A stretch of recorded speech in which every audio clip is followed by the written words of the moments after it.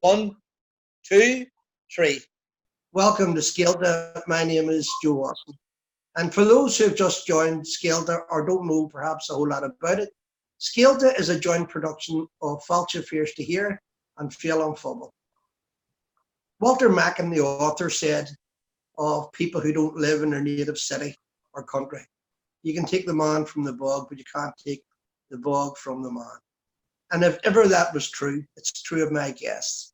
He's an award-winning photographer, the subject of a new book. He's a partner, he's a father, and he is a Belfast person who happens to live in the south of Ireland. So, Niall, how are you? Are you well?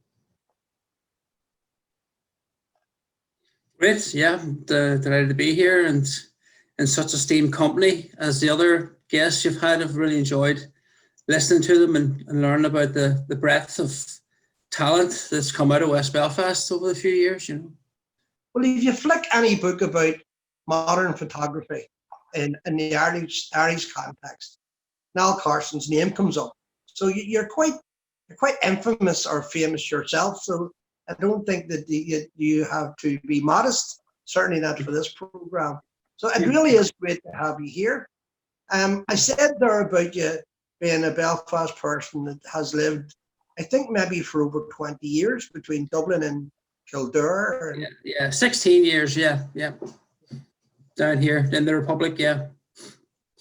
And are you still the Belfast person living in the 26 counties, or have you assimilated yet?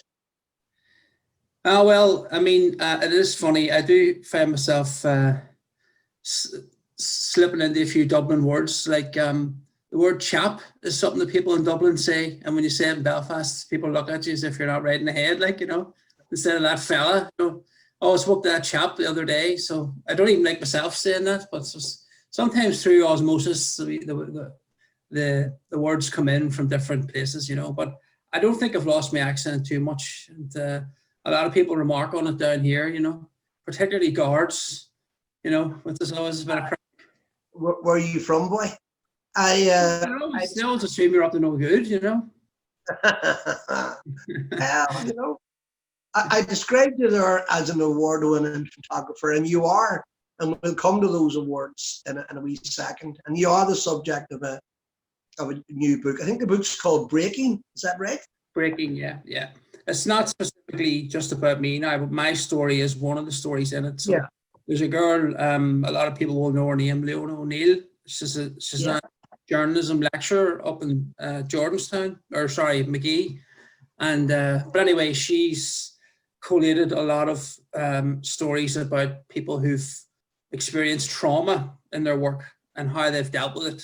And it's a topic she's very interested in, because obviously coming from Derry, you know, it's still a microcosm of the whole conflict, you know, and there's a lot of unfinished business up there in terms of, you know, the different groups that are at play, like, you know. So, and she's experienced a lot of abuse herself for her work, and she's had police letters about death threats and everything, with, you know, having young children and all that there.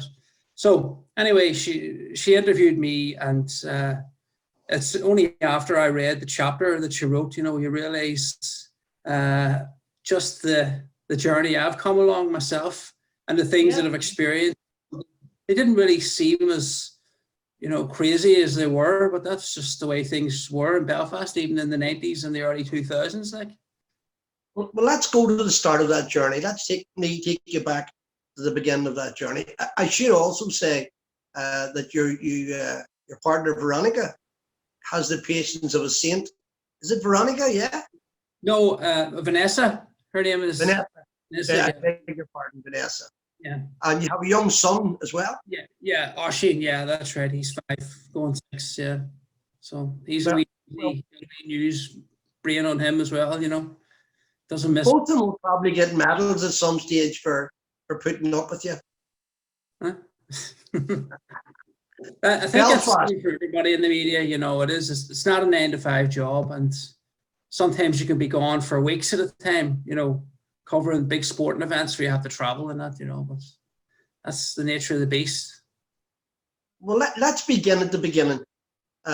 Just for those who may not be familiar with you or indeed your work.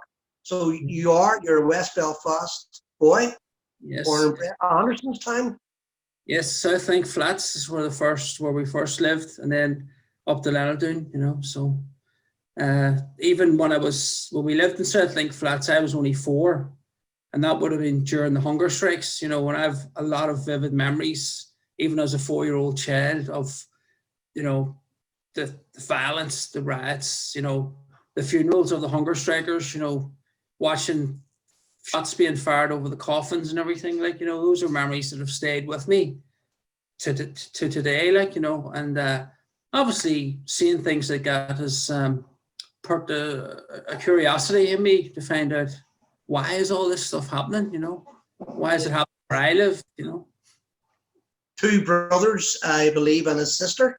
That's right, yep. And I'm told that I know you're a very close-knit family, but I'm told the kind of highlight of the week, certainly for you, was Granny Carson's, where you went on a Sunday to get Sunday's bread. Oh, my granny was a great cook. Yes, yeah. And I was actually going to bring that up actually as well, because those are some of my happiest memories. And one of my, like, I get emotional even thinking about it now, was the whole family, extended family together, all sat around my Granny Carson's TV and watched Nelson Mandela being released from prison.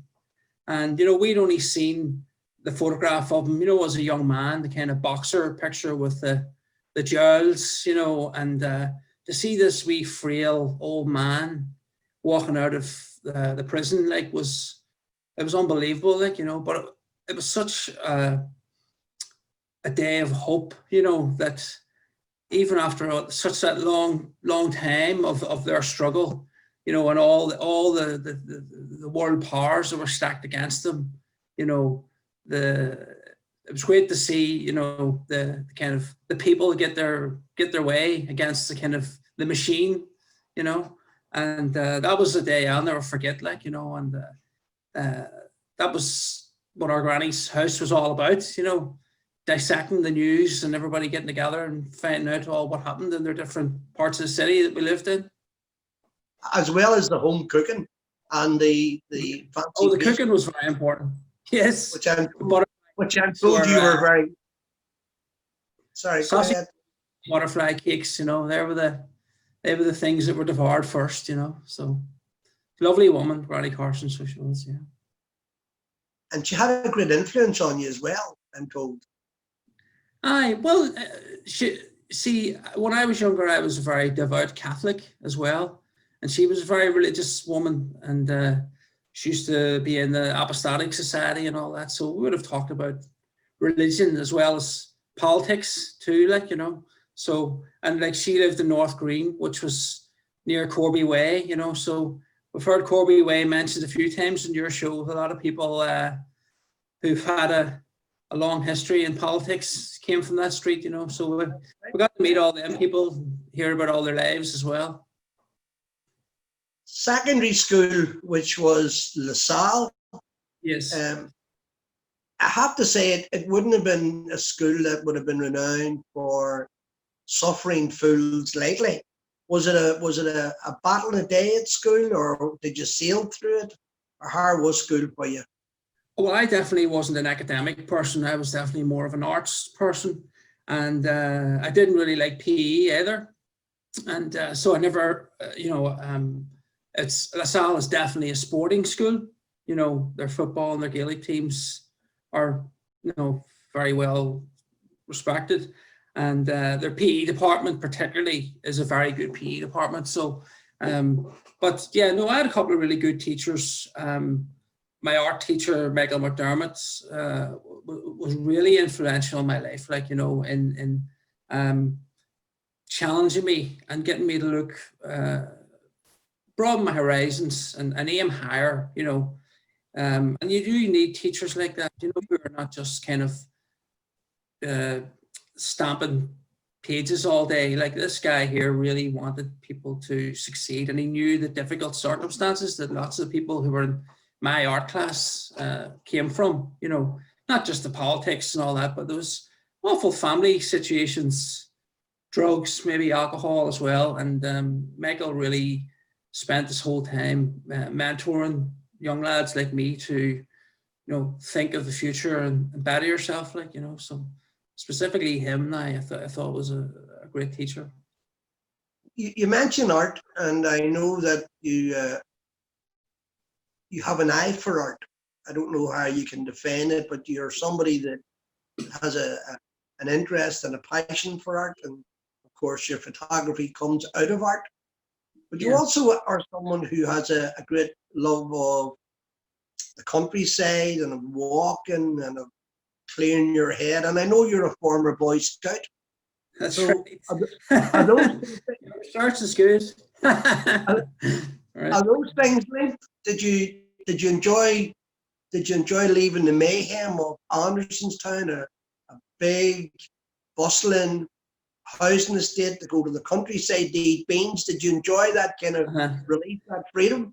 Yeah, I did. I enjoyed the Scouts. It was good. It was, although I was always confused about the segregation in the Scouts. When I was a kid, there was two Boy Scouts. There was Catholic Boy Scouts and Protestant Boy Scouts. And then, of course, there was the Girl Guides and the Brigades, and then there was the Girls Brigade and Boys Brigade. They were all different groups. Now, it's a lot different, and the kids all, mix together a lot more when they go away in these things, which can only be good for the country, But yeah, my dad gave me a great graw for the outdoors. And but when you went for a walk with Kevin, it was never just a walk. It was always a kind of David Bellamy experience. Slugs and worms were examined, and trees were catalogued, and we were lucky. He took us out every Saturday up Black Mountain for a walk, and I didn't realize what a good thing that was. I didn't realize, a lot of people who were my age, their dad just went to the boogies on a Saturday or to the pub. And sometimes I used to hate getting out of bed early to go and pack the lunchbox to go up the mountain. But God, now I'm so thankful, because it gave me a great appreciation for the outdoors. I've known your father for 40 years, and we've been friends for 40 years. And your description of him there, talking about not just a walk, but an adventure trail, is Kevin really? Kevin, unlike me, says he has hands to repair anything, but he just doesn't. He just doesn't repair it. He tells you who made the screw, how they made it, who made the lathe, where the lathe came from, and where the metal was extracted from. Yeah, well, I haven't heard that from him, unfortunately. I'm terrible with fixing lights and plugs and all that in the house. But join the gang. And I know that, and you mentioned there this every Sunday, this getting away, which is very important, and it's very important that in terms of what's around us in Belfast, we learn to love it, and we do that through being there and looking at it and the knowledge of it. But you're also in love with the Glens of Antrim.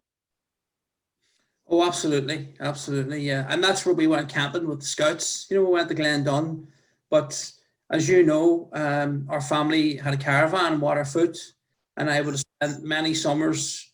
And all we did was go for walks up the hills or down on the beach. But even as a kid, you can appreciate just the quietness of a sunset. That's where I started to really get into landscapes. To see a sunset, against that castle in Cushendall, or coming down behind the pier, Waterfoot. That's when I started to kind of want to try and photograph them things, to try and capture the lovely scenes and the lovely memories that we have from then, What would tell me, or take me on that journey to thinking about photography, to being involved? What was there a moment in time where you went, that's what I'm going to do. I'm going to be a photographer?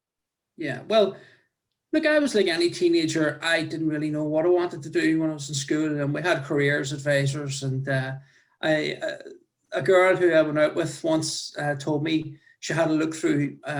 She was on work experience in the job centre, and she had a look for my file and pulled it out. And it said on it that my dream job at the time I wrote this when I was like 14 was to be a shop window dresser in Primark.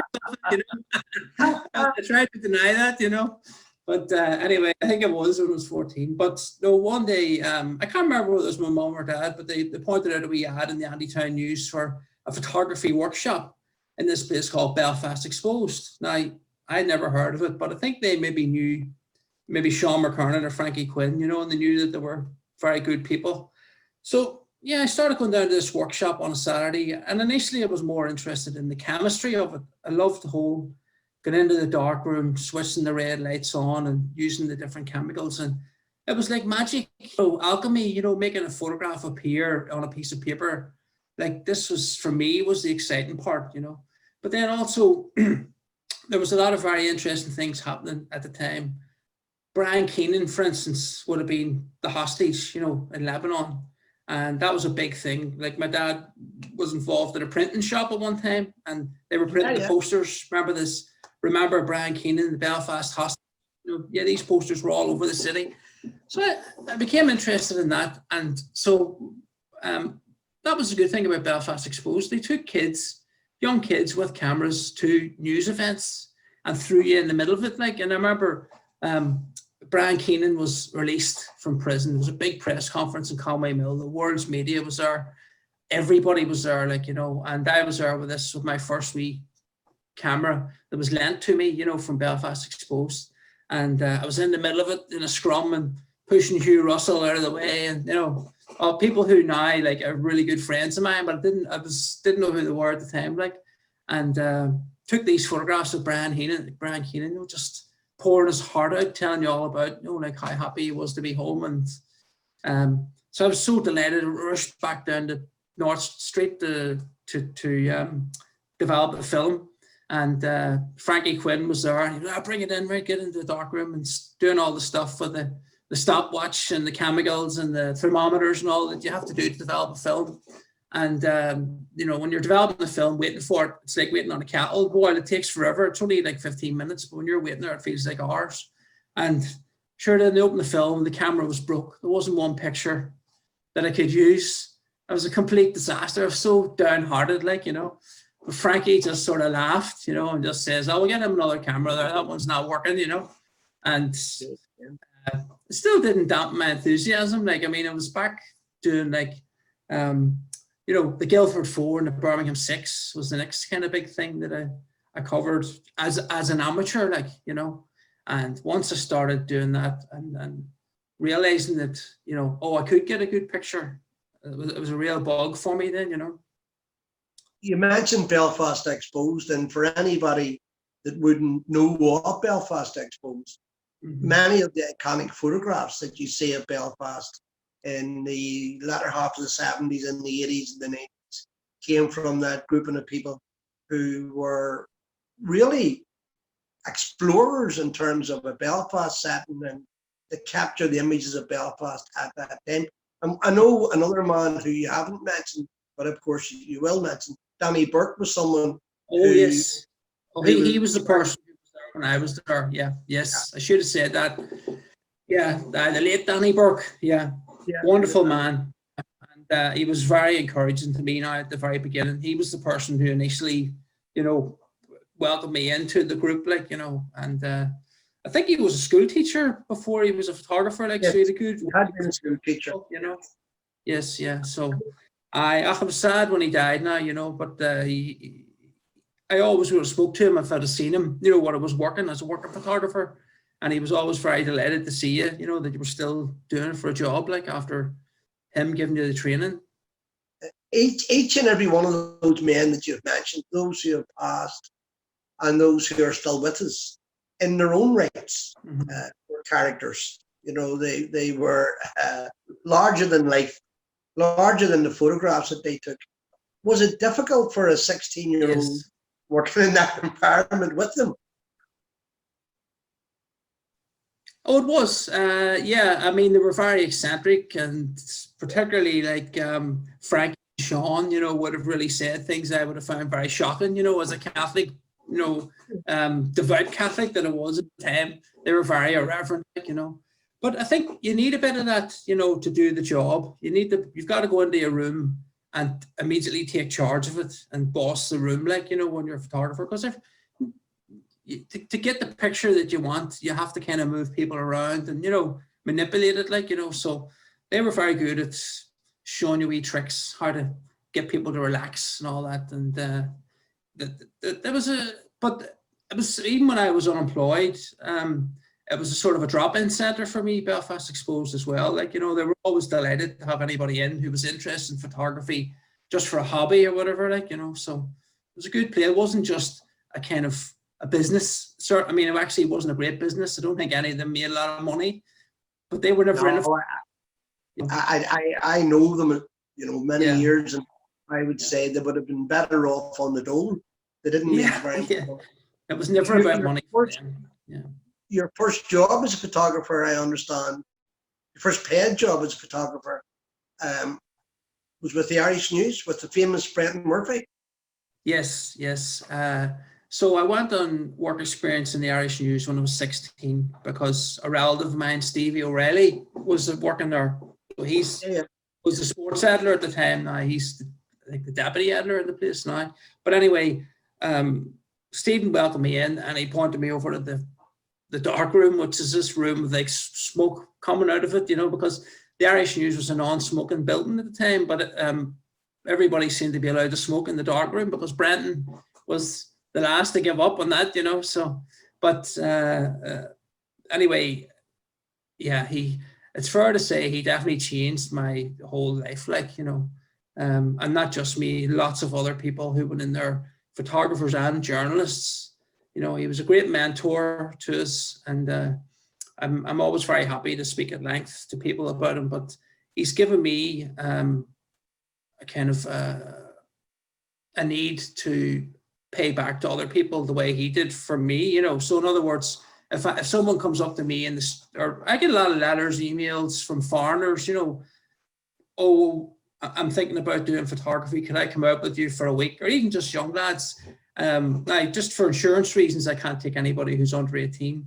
But I'm delighted to let people spend a week with me, like, you know, because Brenton was very good at and very patient as well. Like a lot of the people like me, and for instance, Cathal McNaughton, who's now you know, Pulitzer Prize winning photographer. A wee bit rough around the edges getting in there, like, you know, and very cocksure teenagers. And I think we destroyed more films than we developed properly at the start. You know, we didn't always. In fact, you know, I was in there when I actually did my year's work experience. I was there for about 2 months just developing film before he would let me out to take a picture. You know, because the way I worked in there was a lot of film development had to be done in those days in the 90s, like dozens of rolls every day. So you needed to be, and that was the trainee's job, was to develop everybody's film, like, you know, and you had to do it with your eyes closed. You know, you had to go into a pitch black room and open all these cameras, open all these boxes, and then put these films onto these wee tiny spools in pitch dark, like, you know. So that was a very important skill that you had to learn before you were allowed to go out and take any pictures. And that was the first thing. Thank God we don't have to do it anymore now. You know, I don't miss developing film.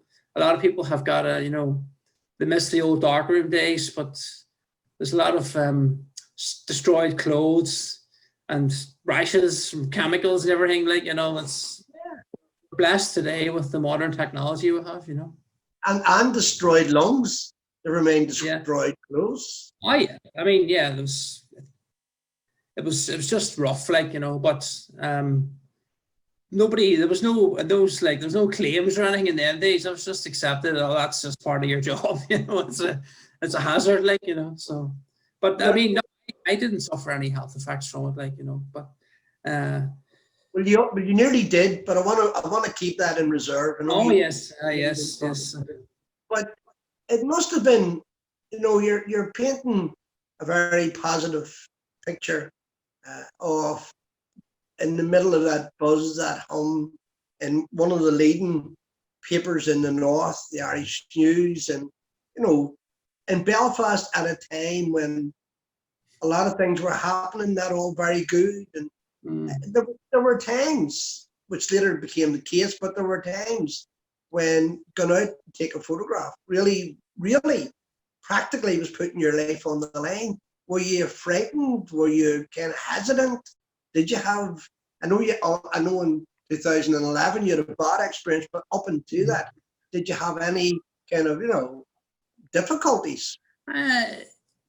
It's hard to explain. Things have changed now, but then photographers got a lot of leeway, and you'd got the odd threat every now and again, from people in the middle of riots and stuff, or you'd got out of a truncheon, if you were standing in the wrong place, up outside our down shops or something like that, but nothing too bad, But then there was just the danger of covering the things as well, there was, petrol bombs and plastic bullets, and as a young person, I've heard a few people saying this in your interviews as well. You don't think you're going to get hit. You think that happens to other people, and you think I can run away, I can move quickly, I'm very young and fit, so whatever. And I think every photographer goes into the job like that, you just the inexperience of youth lets you get in and out of those situations. Some people are luckier than others, Well, I suppose in fairness to yourself, the being prepared to go that extra mile for the photograph that you want and you see is why you're an award-winning photographer. I mean, that really is the difference.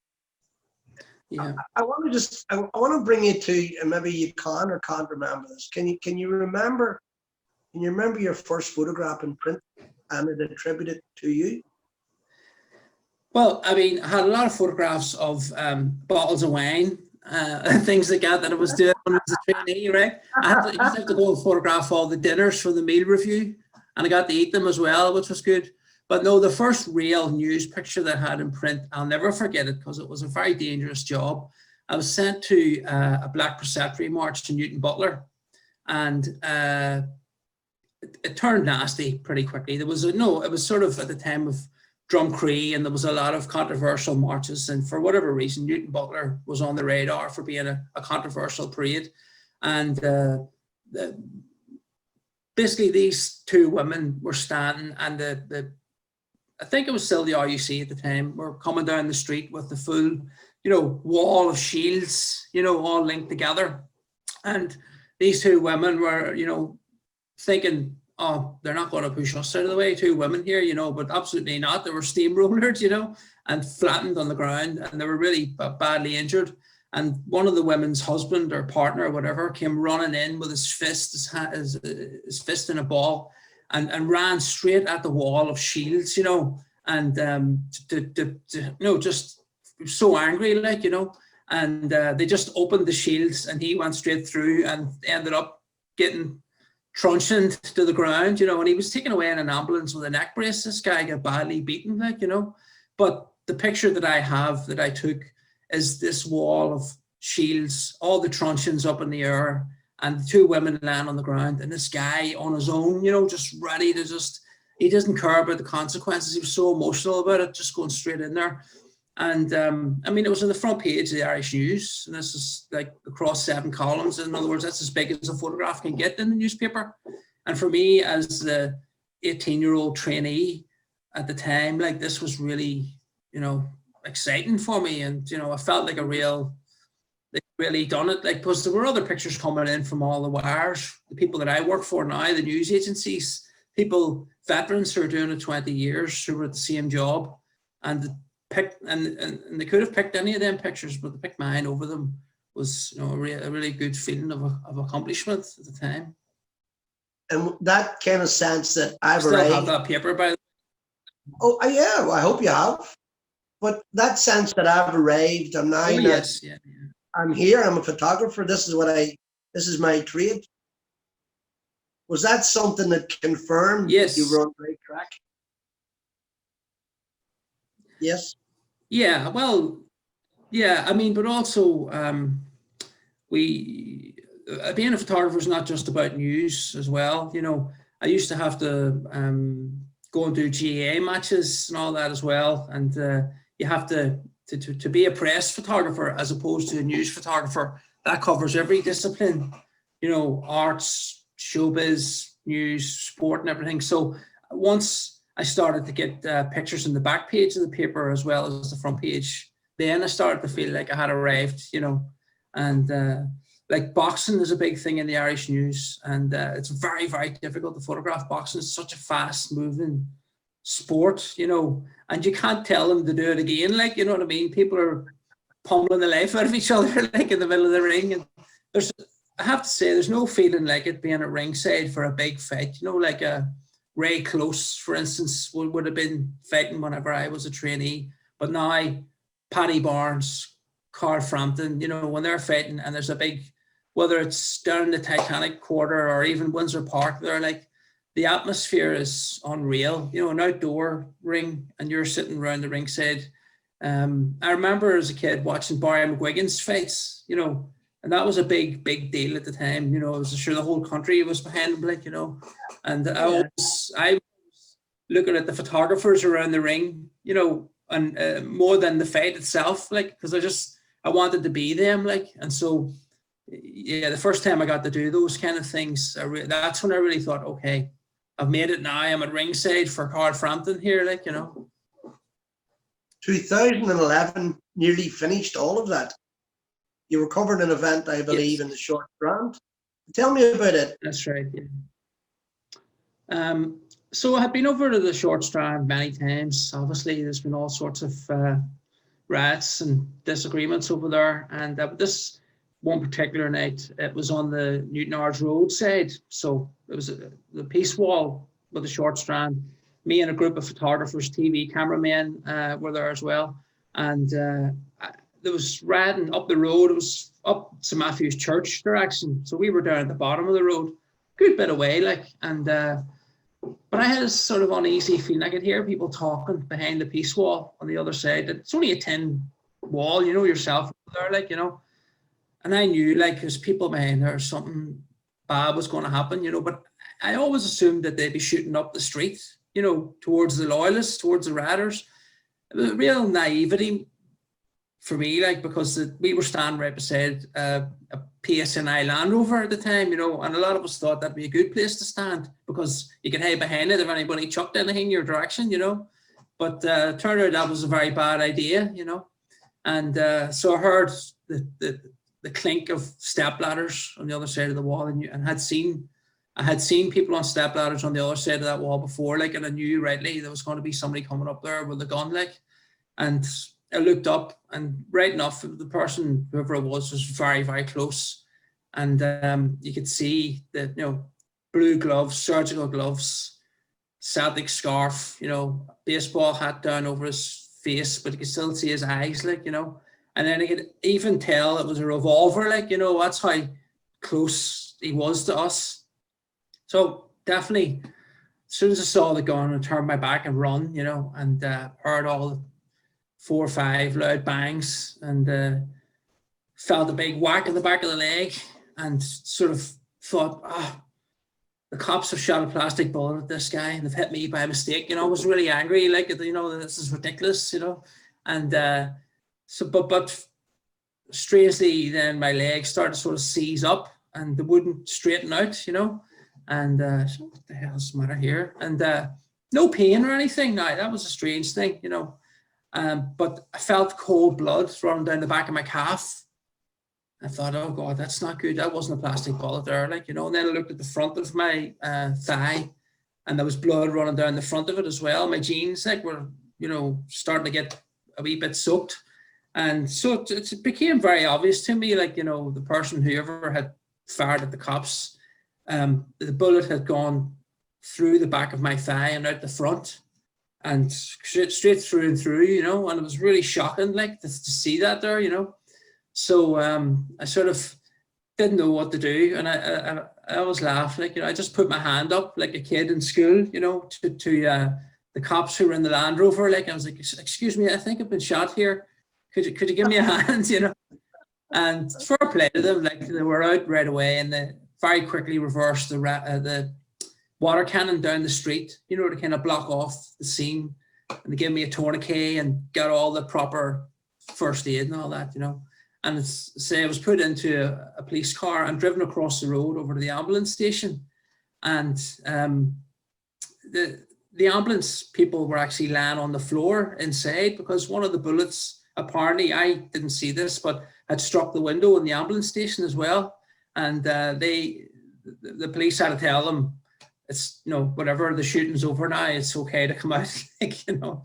So, but yeah, I was taken to the Royal, and funny enough, you know, my mum and my sister were actually there before I got there in the ambulance, you know.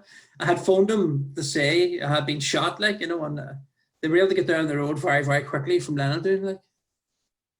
And I know, jokingly, it's not the topic of your first conversation, and I know that I had asked it up, you wouldn't have brought it up, but the reality of it is, in Derry, we had a young journalist shot dead in very similar circumstances. So, Yes, I mean, it yeah. was And I was there as well. Yeah, I was there the night she was shot. Yeah, yeah. So, oh, it so very heavily on me, that it does, yeah.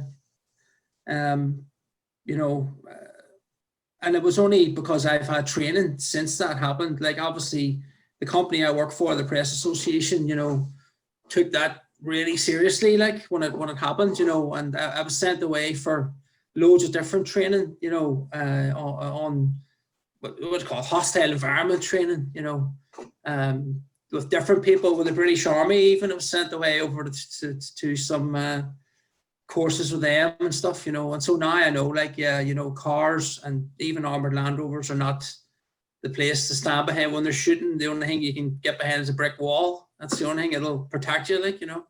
But I say, yeah, Lara McKee probably thought exactly the same way I did that night, you know, that stand behind a police jeep would be a nice and safe spot to stand. And unfortunately, she was killed, like, just total waste of a good, you know, a wonderful person.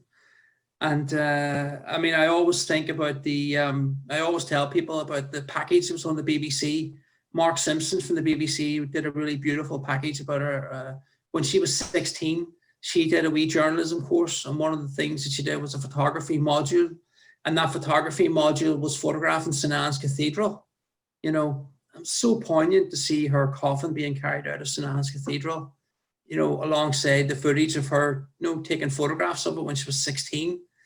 And it's so paralleled my own life as well. I would have been down there doing the St. Anne's Cathedral is one of the places everybody is sent to photograph, you know, because it's such a beautiful landmark in the city. It's got those lovely stained glass windows and everything to photograph, you know. So I mentioned at the beginning that Niall Carson is a renowned photographic journalist in Ireland, but internationally, you're also quite well known. So, and I think you have a particular story, a particular photograph of that you took in Ethiopia. Yes, yes. So, I mean, all that sort of that international travel really started with my uncle Danny was showed a slideshow in my granny Annie's living room when I was a kid. He was away on missionary work in Kenya, and he showed us these photos. I have only two memories really. One of him beside a motorbike in a desert, which is just a desert as far as the eye could see. I couldn't believe it. It was such an amazing vista. You know, not a tree, nothing, like, you know. And then the other one was him standing beside like a traditional Masai Mara warrior with a big, tall, you know, very slender guy with a big spear, you know, and Danny, this pale white person, standing beside him, nearly like the Invisible Man, like, you know. And from seeing those pictures, even as a young child, I always wanted to travel then, you know.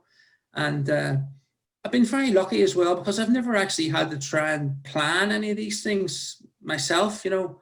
But when I was in work experience, or when I was working actually full-time in the Irish News, we covered a story about some teachers from Salle who were going to build a school in Ethiopia, and they were fundraising.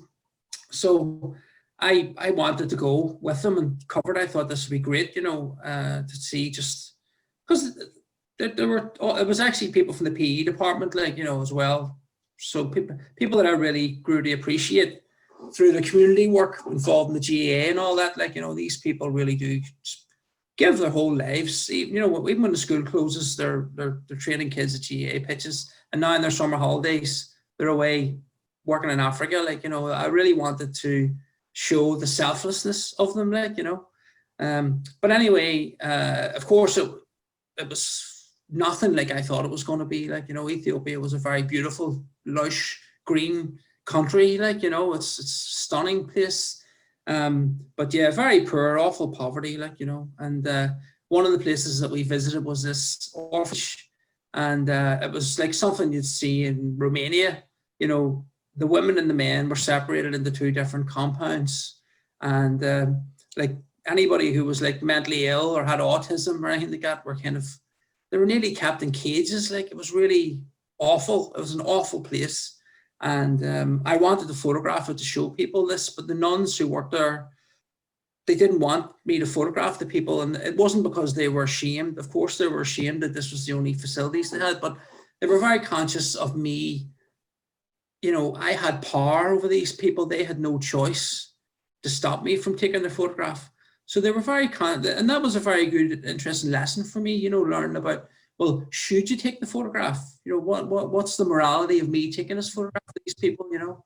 But so I was every day having conversations with these nuns saying, look, you know, I really want to help somehow. And they were like, well, look, there is somewhere actually we're going to go. We've heard about a terrible situation where there's two villages that have had a feud together or something. And one village lived above the other village, and they were able to cut off the water to this village in whatever way their feud was going on.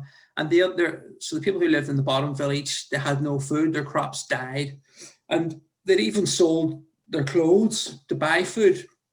And so when we went there, the people were literally in rags. They were in absolute rags. Like, you know, those old cartoons of the famine days in Ireland, you know, yeah. That's what, like, you know, the clothes were threadbare, like, you know. And so I don't want to use the word famine in relation to Ethiopia as well. The government wouldn't be too happy about that. It wasn't as bad as that, but I mean, just the illustration, that's what immediately resonated with me. So anyway, they were telling me about the kid. A lot of the kids were going blind because of malnutrition, and they were eating weeds and grass and all sorts of things that was dangerous for them.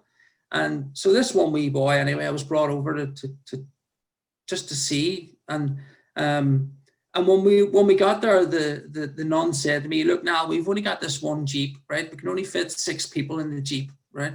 And to bring you with us, we had to leave one doctor behind who could have treated some of these kids here. So do you understand? Like, there's real pressure.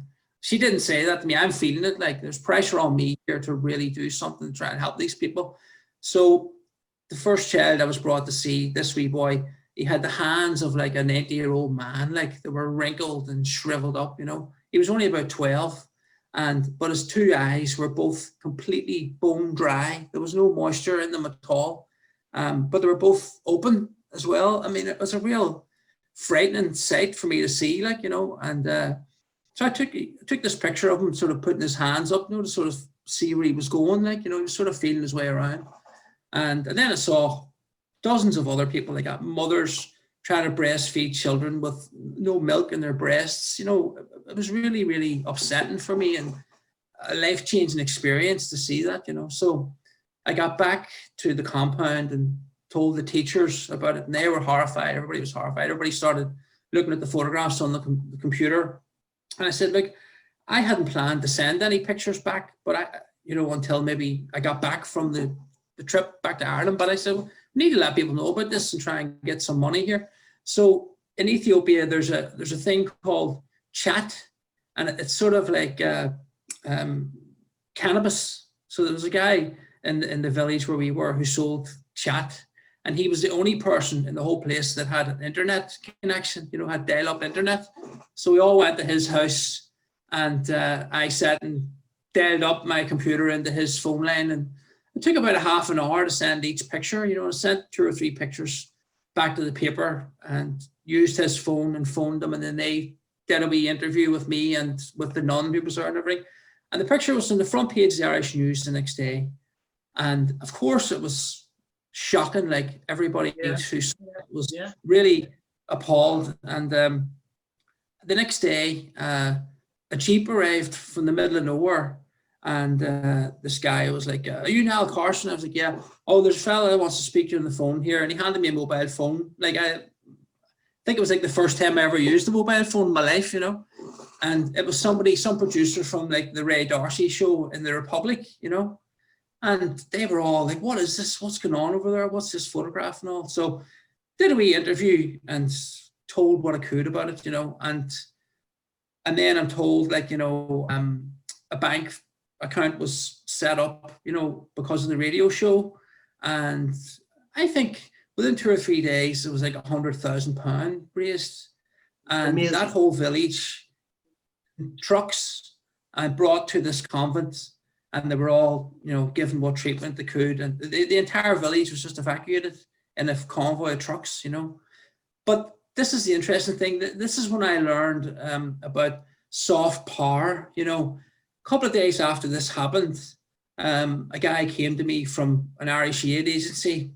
I won't name the agency because I don't want to get them into trouble. But he said to me, "Look, Niall, what do you think you're doing here? Like, you know, there's diplomatic ways to do things. You know, that you've really embarrassed the Ethiopian government. This has become a diplomatic incident here, you know."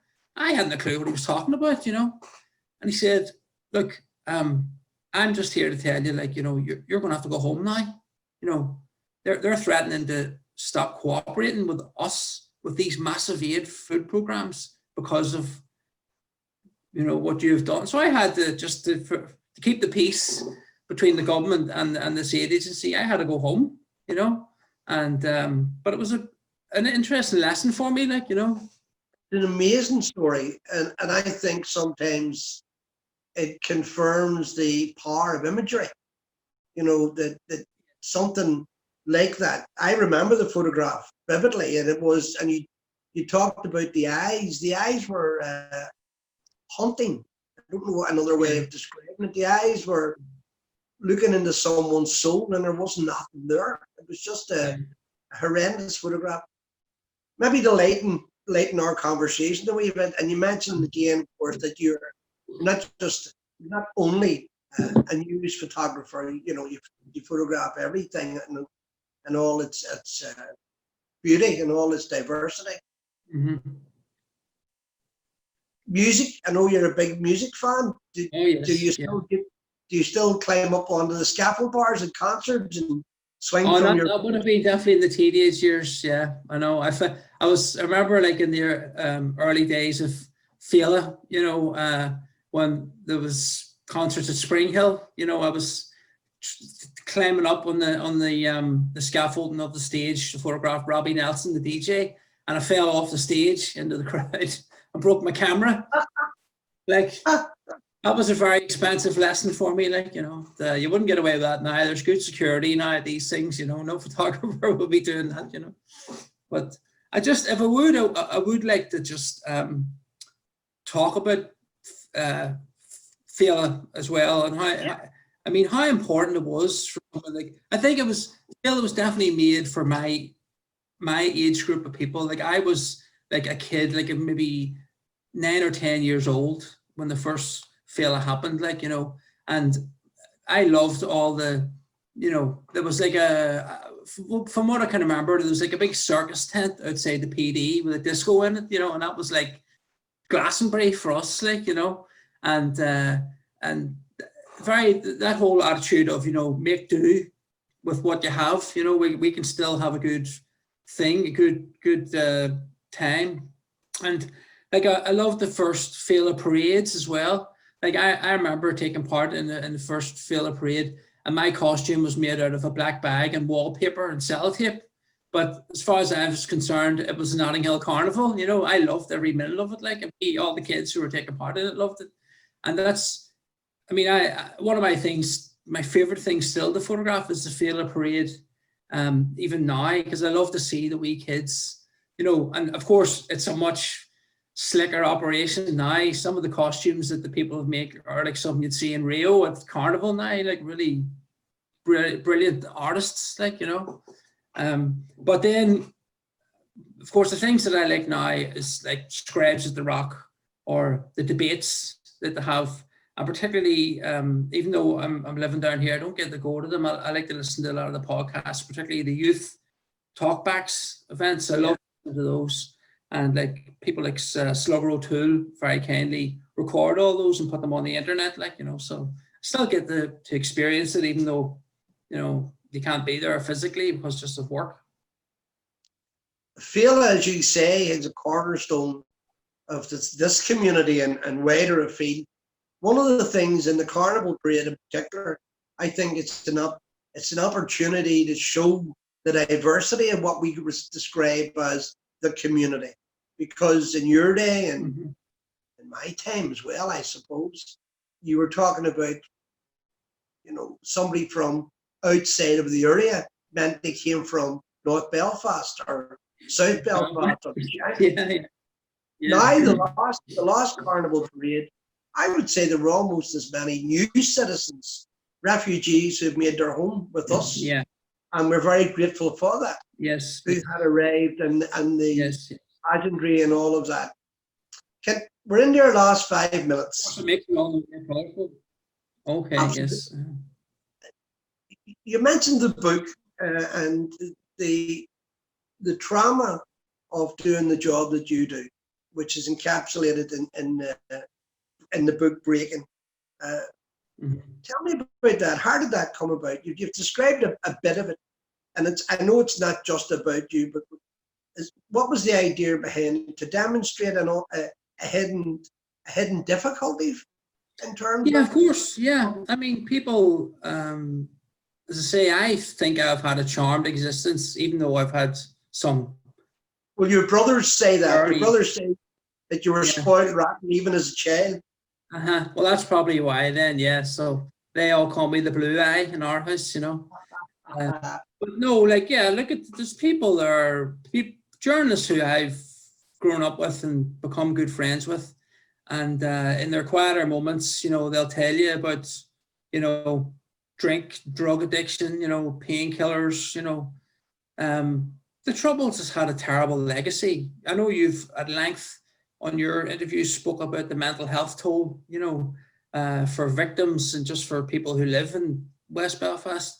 But yeah, imagine having to go and see that every day and see the both sides of it as well, see the trauma of whoever it would be, police officers, widows, or, you know, their kids, or then that disappeared, for instance, all that, you know. I've spoken to all those people, all those families, like, you know, so you get to see and experience a lot of other people's trauma as well. And it's very hard to just go home and turn the TV on at 6 o'clock or 7 o'clock at night and forget about that. Sometimes I have sleepless nights about some of the jobs that I do as well, you know. But so Leona's book will go into all that and how people's coping mechanisms come into play, like, you know, and obviously some of the places that they work for were better than others in terms of dealing with it. And as I said, like, even where I work now, even in this day and age, my company provides a counselling service for all of our staff. And it's a 24-hour helpline if you need it, you know, and that's the way it is nowadays. But there was nothing like that during the 70s and the 80s when there was absolute carnage in the streets every day, like, you know. So. Well, I think that historically the media and media persons who sometimes derogatively are called media hacks and alcohol abuse kind of go hand in hand. It's almost looked at like an occupational difficulty. But when you describe it the way that you're describing it, it probably isn't any wonder that when people finish their shift or they put the story to bed or they finish their broadcast, that they did go to a pub. I mean, how do you get through a night like that? Yeah. I want to ask you a couple of things before we finish up. And obviously, in terms of what's coming through with your own life experiences, that the opportunities that were presented to you which probably isn't coincidental, by the way. You seem to think that they are. I don't really think that they are. But those opportunities, are there still groups of young people who see the magic of a camera, and more important, the magic of a photographer? Are they still out there? And if they are, is there a Belfast Exposed to go to? Is there apprenticeships? Are those things still there? There's not as many academic avenues for photographers, but I meet them all the time. And there's a couple of very young guys in Belfast. There's a guy called Andrew, I can't remember his surname now, but he's does all this stuff on Instagram, and he's the next Frankie, Quinn, or Sean McKernan. This guy's, he's from East Belfast, but he's totally free. He'll go up the Ardoin, he'll go up the Unity Flats or whatever. He just loves photographing portraits of people, like, you know. So that's what I mean. For him, it's never going to be about money or anything like that. He's all about just documenting the people of Belfast, like. And so there are people out there like that, and you see them every day, and I'm delighted to meet them. And if I can help them in any way by mentoring them or just pointing them in the right direction for somebody who can help them, I do, you know, because you do need a wee bit of a nudge. It's very difficult. It's a difficult job to get into, and you do need Brendan Murphy's out there, like, you know. So but I don't want people to think it's all doom and gloom either. Like, I have to say, some of the happiest and funniest memories that I have were when I worked in the Andersonstown News, like, you know. It's such a funny place, West Belfast, you know. The people's humor and dry wit and everything is brilliant, you know. But I remember one day I was doing a vox pop. So that's when you go out and take a photograph of someone, but there's hate doing vox pops because nobody wants to get the picture taken talking about abortion or the ceasefire or something controversial, you know. But this one day anyway, there was me and a girl from the Andersonstown News, and we'd done 4 of the 5 people we need to get. We just need to get one more person. So we're standing outside the Kell Star on the Shaws Road, right? And this guy came walking down the street, and he had his hand over his mouth like this. And so the girl asked him, well, what about this? Oh, yeah, definitely. I'll give you my views, or whatever it was, say the ceasefire or something like this, you know. And I said, can I just get a wee picture, you know, for the, oh, me? No way. No, son, no. And I said, look, the picture's only going to be the size of a postage stamp. You know, it's going to be so small. You won't see her, you know, begging him because I was just so tired of this thing. It was really dragging in. So, all right, for God's sake. So he took his hand away from his mouth, and he had this really wild-looking overbite, you know, like, I thought, is the poor man deformed or something? There's something not right about his face here, you know? And I says, oh God, what happened to your face? What's the matter with you? And he goes, son, listen, I broke my false teeth last night, and I just borrowed my wife's to go up to the shop and buy the paper. You know, I was just like, oh Jesus. I mean, that's the kind of stuff every day that you see, like, you know, where you're just like, it makes the kind of the depressing things go away, like, you know. This is the very last question, and I'll prefix it with a bit of the answer that I know, but just to give you a warning of that. I'm going to ask you what makes a good photographer, and I don't want you to say it was £1,000 was borrowed of your granny for your first really important camera. I don't want you to say that. Is it an eye for a photograph? Is it the equipment that you're using? Is there another sense somewhere that says, yeah, this is important? What makes a good photographer? Oh, there's a whole lot of different things. Depends on the situation you're in as well, but certainly a belief in yourself that you can do it. And for us, for a news photographer, the ability to not take no for an answer. That's another thing. I love it when somebody says to me, no, you can't go down there, son, or you can't take that picture. It's just like a challenge for me to go and get a stepladder or go and get into somebody's flat, or, you know, find a friend who's got a drone or something, like, you know. It's just a dogged determination to get the picture, because your boss never takes no for an answer. Like, they don't want to hear any excuses, like, you know. But yeah, you need to have an artistic eye, I think, as well, you know. And I think for us, when we're walking down the street, we don't see a bus, a car, or a house. So we see shapes, you know, we see composition. And yeah, it's sort of like, it's just a different way of looking at things. It's probably just using, you know, one side of your brain over another. Like some person might see the number 15 bus. I don't. I see a lovely silhouette, you know, or, you know, the sun shining through the bus window and I can see somebody reading a book and think, God, that's a lovely picture, like, you know. Now, thank you. We're out of time. And perhaps when we're living in different times, we'll come back and we'll do an audience interview with you for Fela. But for being my guest on Scéalta, Niall Carson, thank you very much. Thank you. Enjoyed that. All the best.